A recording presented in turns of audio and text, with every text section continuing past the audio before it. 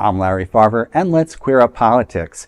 Anti-trans politician Nancy Mace falls to fourth place in South Carolina GOP governor poll. A new survey released by the Trafalgar Group shows that Republican Congresswoman Nancy Mace is polling in fourth place in South Carolina's crowded Republican primary race for governor.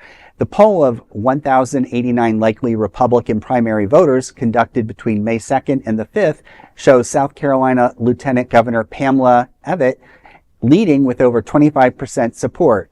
State Attorney General Alan Wilson follows at a little over 23%, while Congressman Ralph Norman received 19.6%, and Mace drew only 15.2% support in the six-way race. The polling results come as Mace faces growing scrutiny over her political conduct and recent controversies. Earlier this month, the House Ethics Committee opened an investigation into allegations that she improperly overcharged nearly $9,000 to a congressional housing subsidy program. Mace has denied wrongdoing and claimed the probe is politically motivated. Mace has also drawn national attention for her repeated anti-transgender rhetoric and policies. Last year, she publicly described herself as, quote, proud transphobe, end quote, and has frequently used language spreading hatred towards the LGBT community. During her time in Congress, Mace has supported restrictions targeting transgender Americans, including backing a capital restroom policy affecting transgender people and opposing legislation that included protections for transgender inmates under the Violence Against Women Act.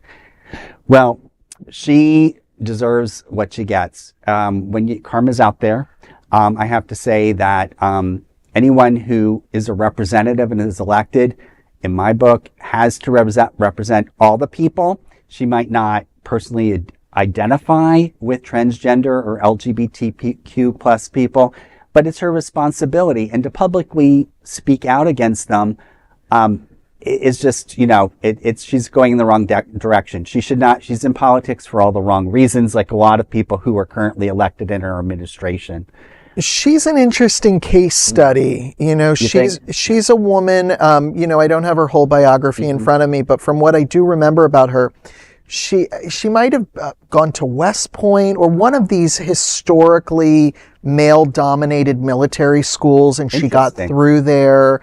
And she's just one of those people where she has really hardened in her hatred.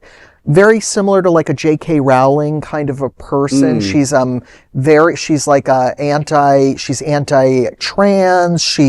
One of her constituents was I believe a gay man came up to her in Target in the makeup aisle, and he was wearing shorts, and she started, and he confronted her, and he said something like, why are you doing what you're doing? She recorded him and then went on a tirade about how he was like a woman wearing little shorty shorts and trying to disparage what he was wearing and that he was a freak, and, just like all these horrible pejoratives. She's also the kind of person where she turns everything to the subject of sex, sexuality, men, women, the binary, like everything. She has like a very one-track mind, and I want to give her a little grace, although maybe some viewers might say, what the heck's wrong with this guy sitting at the table? Get him off. But I actually feel like, if her story is true, which I have no reason not to believe it, she is the victim of an assault. And I think that, maybe there's a psychologist out there watching, and, you can chime in on the comments section. I think when you have a traumatic experience, you kind of have some responses to things that maybe don't look normal or typical on the outside, but are very coherent to you on the inside. If I'm making sense, I hope I'm making sense. So I don't want to excuse what this horrible, wretched woman does and says and who she is and who she's being. I also want to say that I think that there is some mental health instability there. And you bring up a good point. I really think it's critical now, no matter what party people are in, to really look at who's running with the elections coming up in November.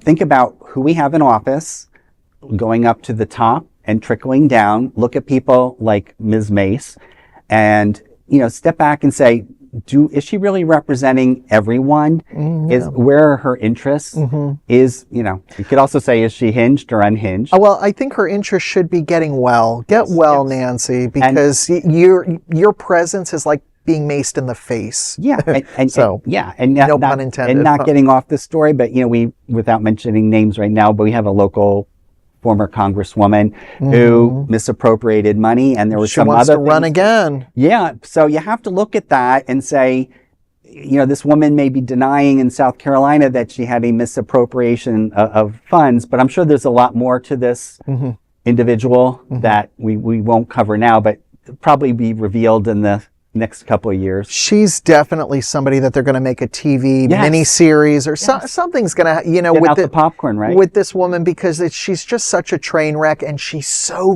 vehemently nasty to people. The way she, because she's former, I believe she's former military. And so the way she approaches people is with this certain kind of fire, and she's just very in your face, very aggressive. I believe that there were some transgendered flags, flying outside of some congressional offices, and she made a special point of harassing people or doing something. I don't want to misspeak too much. I mean, sometimes I might, but I want to say that she definitely harassed people with flags at the Capitol, and she just doesn't have anything better to do. I think she's found her red meat, and I think that, coupled with her obvious mental health challenges, I think it's like a wildfire in that brain of hers, and I would definitely take a step back, which the voters are doing, because she's not polling very well. Yeah, well, let's hope they vote. They all vote out in South Carolina. It looks that way. Absolutely. Looks that way. Well, there's no other queer nonprofit media platform like this in the entire world. Support our LGBTQ stories, sharing them and subscribing to Queer News Tonight.